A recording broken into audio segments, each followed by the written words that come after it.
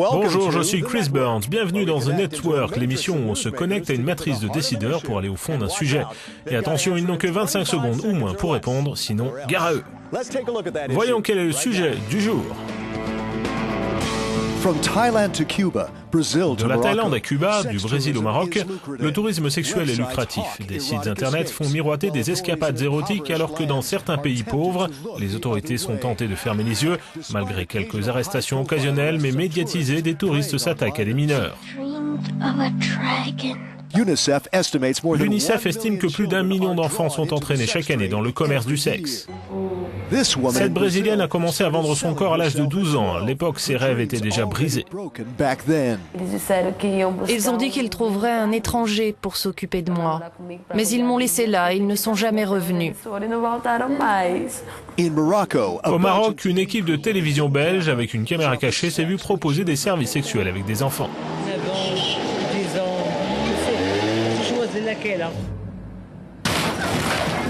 Cette vidéo diffusée dans les avions avertit les touristes des risques encourus. Mais ces tactiques d'intimidation sont-elles efficaces ? Nous ont rejoint pour cette édition de The Network depuis Bangkok, Amalie McCoy, spécialiste de la protection de l'enfance du Bureau Asie de l'Est et Pacifique de l'UNICEF. Du Parlement européen à Bruxelles, Ariane Couvreur, chef de projet de l'ECPAT, une organisation qui se bat contre la prostitution et la pornographie infantile. Et depuis Uppsala en Suède, Cecilia Wikström, eurodéputée de l'Alliance des démocrates et des libéraux pour l'Europe et membre de la Commission des affaires juridiques. Bienvenue dans cette émission. Voici ma première question qui s'adresse à vous toutes. Plus d'une centaine de pays ont signé le protocole additionnel à la Convention des Nations Unies qui, depuis 2002, combat le tourisme sexuel infantile. Pourquoi y a-t-il toujours 2 millions de victimes chaque année? Pourquoi est-ce un échec? Pourquoi avez-vous peut-être échoué?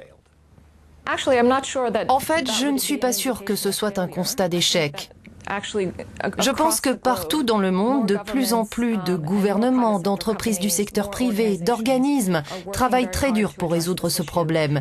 La difficulté étant qu'une fois que la capacité d'application des lois et que les législations sont renforcées dans une partie du monde, et plus particulièrement dans un pays, les délinquants sexuels ont tendance à se rendre dans d'autres zones où la protection des enfants est plus faible. Merci Amalie. Ariane? Je suis tout à fait d'accord avec ce qu'a dit Amalie et j'ajouterai que le tourisme sexuel est un marché très lucratif. Chaque année, des millions et des millions sont engrangés par le tourisme sexuel, ce qui le rend difficile à combattre parce que c'est un négoce très important. Ariane, vous dites que vous êtes presque impuissante. Cecilia, en tant qu'eurodéputée, vous sentez-vous impuissante? Non, pas du tout, absolument pas. Bien sûr, c'est un problème très complexe, mais il faut s'en occuper. Maintenant, rappelez-vous que nous introduisons pour la première fois le tourisme sexuel dans la législation européenne. Donc avec ce dossier, nous nous attaquons au problème. Gardez aussi à l'esprit que nous proposons une législation qui concerne 27 États membres et 500 millions d'Européens. Donc nous allons vraiment faire la différence.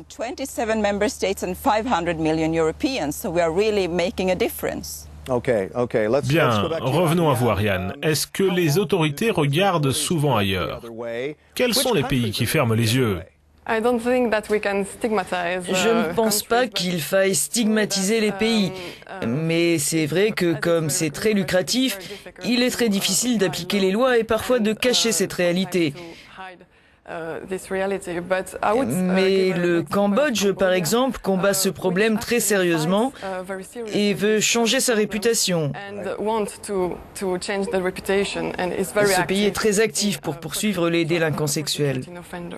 Ok, Amalie, vous m'avez parlé du manque de couverture médiatique dans de très nombreux pays. Qu'en est-il de cet aspect des choses? Est-ce que certains pensent que c'est tabou ou est-ce qu'ils ont peur d'affecter le tourisme? Cela peut effectivement être un problème. C'est une question très sensible parce qu'il s'agit de sexe d'une part et d'enfants d'autre part. Donc les médias font très attention quand ils essaient de couvrir le sujet. Et quand il y a des reportages, c'est essentiellement à propos de pédophiles occidentaux qui viennent dans leur région. Mais si vous regardez le nombre de voyageurs qui se rendent dans les pays d'Asie du Sud-Est, vous verrez qu'il s'agit essentiellement de voyageurs de pays asiatiques et pas de pays occidentaux.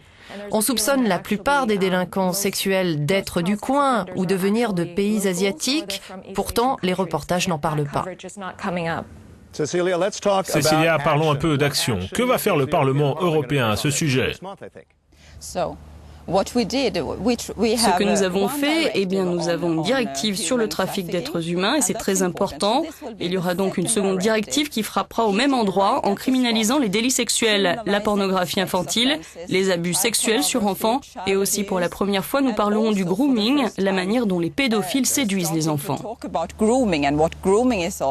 Bien, Ariane, pour ceux qui ne savent pas ce qu'est le grooming, pouvez-vous expliquer? En fait, il s'agit de séduire un enfant au travers des nouvelles technologies, de l'amener à faire ce que le criminel ou le délinquant sexuel attend de lui. Sur Internet? Les discussions en ligne, par exemple. Mais le grooming doit aussi être combattu dans la vie réelle, pas seulement en ligne, parce que ces sollicitations se font partout tout autour de nous, ainsi que sur Internet. Donc ce qui est illégal dans la vraie vie doit être illégal sur Internet, et c'est notre but. Mais il est très difficile d'arriver à un large consensus sur la question au sein du Conseil, je dois dire. Mais maintenant, nous avons réussi, et je dois dire que ce fut un travail très très difficile.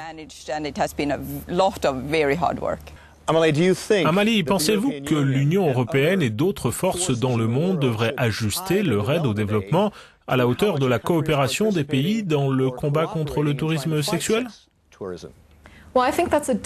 C'est très difficile à dire parce que certains pays sont très proactifs en ce qui concerne l'arrestation de délinquants sexuels.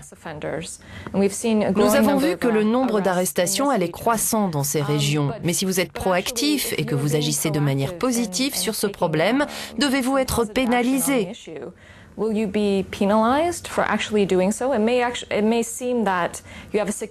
que les chiffres peuvent montrer que vous avez un problème de délinquance sexuelle dans votre pays, mais aussi que vous êtes proactif quant à la situation.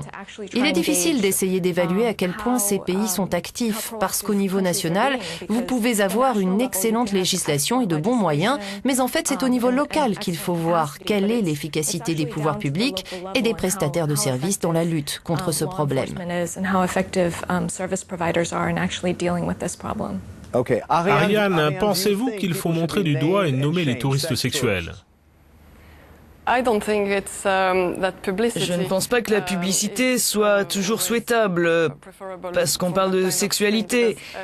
C'est quelque chose de très intime. Mais je crois qu'il faut que les médias fassent savoir que les gens sont punis pour ce type de crime et que les délinquants sexuels risquent d'être punis. Ça peut être dissuasif. Mais il ne faut pas médiatiser les victimes. Ce n'est pas quelque chose qui pourrait les aider. Amalie, revenons à vous. Que pensez-vous de l'argument de certains, qu'il s'agit d'une différence culturelle, que certaines sociétés sont plus permissives, que l'âge du consentement est plus bas? Qu'en pensez-vous? Je pense que c'est un argument très faible. C'est une excuse souvent utilisée par les touristes sexuels pédophiles qui voyagent depuis l'Occident vers des nations plus pauvres en disant « ici, c'est acceptable ». En fait, il n'y a aucune preuve qui montre que les parents ou les familles de ces pays en voie de développement aiment moins leurs enfants. Ok, Cecilia, le Parlement européen est sur le point de prendre des mesures, l'Union européenne aussi. Quelle est la prochaine étape? Pour la première fois, nous avons une législation européenne et j'en suis vraiment fière. Cela ne résout pas le problème, mais c'est un pas supplémentaire vers la solution. Mais comme quelqu'un d'autre l'a dit, c'est un problème qui ne doit pas seulement être traité au niveau législatif. Il faut changer les attitudes. Cecilia, merci beaucoup. Merci à toutes. Notre temps est terminé. Je voudrais remercier nos invités, Amalie McCoy, Ariane Couvreur, Cecilia Wikström. À la prochaine, je suis Chris Burns. Merci de vous être connecté à The Network.